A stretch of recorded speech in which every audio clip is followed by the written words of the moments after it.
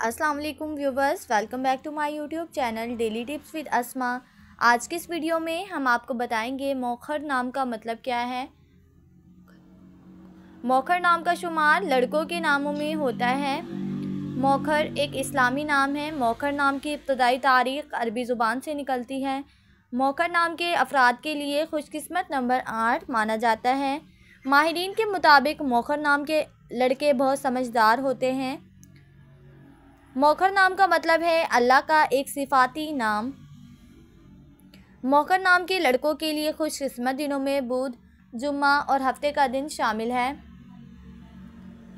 मौखर नाम के अफराद के लिए मुवाफिक रंगों में नीला, पीला और सफ़ेद रंग शामिल है। मौखर नाम के अफराद के लिए मुवाफिक पत्थरों में हीरा पत्थर शामिल है। खुशकिस्मती वाली धातों में हिंसों के हिसाब से तांबा और चांदी शामिल है। फ्रेंड्स, अगर आप अपने नाम का मतलब जानना चाहते हैं तो कमेंट बॉक्स में अपना नाम लिख दें। इंशाल्लाह हम आपके नाम की वीडियो ज़रूर बनाएंगे। Thanks for watching. अल्लाह हाफिज़।